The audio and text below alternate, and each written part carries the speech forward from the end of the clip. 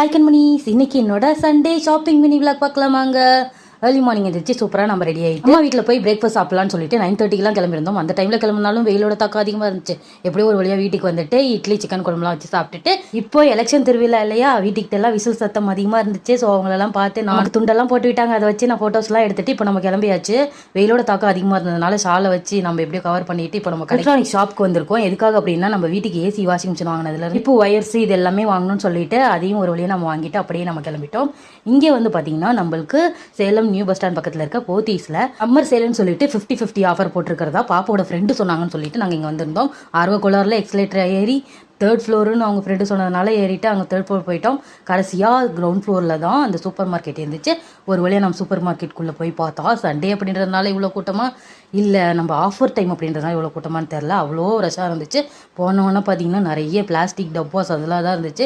ஏன் வாங்குறேன் எதுக்கு வாங்குறேனே தெரியாமல் இப்போது நான் ஷாப்பிங் போனாலும் டிமார்ட் போனாலும் சரி எங்கே போனாலும் சரி இந்த பிளாஸ்டிக் டப்பாஸ் வந்து வாங்கிட்டு வந்திருந்தேன். பாப்பு வந்து எதுக்குமா இவ்வளோ டப்பா வாங்குற அப்படின்னு சொல்லி கதறிட்டு இருந்தார். ஆனாலும் நான் டப்பா எடுத்தே தீருவேன்னு சொல்லிட்டு இந்த பாக்ஸ் எல்லாம் வாங்கிட்டு வந்திருந்தேன். அப்புறமா நம்ம வீட்டுக்கு வாஷிங் மிஷின் வாங்கியிருக்கோம்ல, அதனால நிறைய டிட்டர்ஜென்ட் அதெல்லாம் பார்த்துட்டு இருந்தேன். அப்புறம் என்னோட ஃபேவரட்டான இந்த க்ரீன் கலர் கம்ஃபர்ட் வந்து நான் எடுத்துருந்தேன்.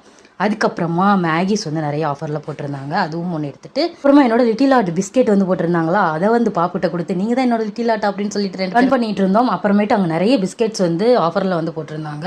200 அப்படியே 50% 100 rupees தான் போட்டிருந்தாங்க. என்னோட ஃபேவரட்டான மில்பிக்ஸ் எடுத்துகிட்டு அப்புறம் சோப்ஸும் நிறைய ஆஃபரில் இருந்துச்சு. பாப்போட ஃபேவரட்டான யார்ட்லி சோப் அதெல்லாம் எடுத்துகிட்டு வீட்டுக்கு டஸ்ட்பின்ஸ் அதெல்லாம் கொஞ்சம் வாங்கிட்டு அப்படியே இந்த பக்கம் வந்தால் நிறைய நட்ஸும் இருந்துச்சு, அதுவும் 50-50 ஆஃபரில் இருந்துச்சு. அப்புறம் இங்கே பார்த்தீங்கன்னா நிறைய பொடி வகைகள் இருந்துச்சு.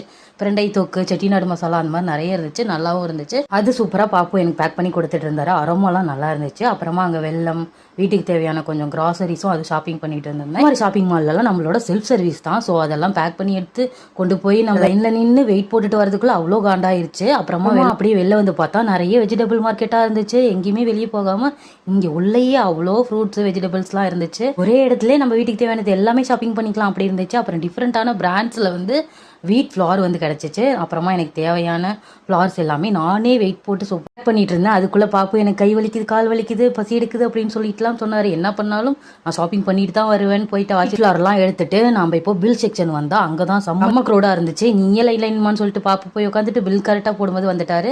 கடைசி மினிட்ல ஷாப்பிங் பண்ணுவேன்னு சொல்லிட்டு மில்க் ஷேக்கையும் எடுத்துகிட்டு வந்து ஃபுல்லாக நம்ம ஷாப்பிங் பண்ணதெல்லாம் பேக் பண்ணிட்டு கடைசியில் கட்டப்பையெல்லாம் கொடுத்தாங்க. செம்ம ஹாப்பியாகிடுச்சு.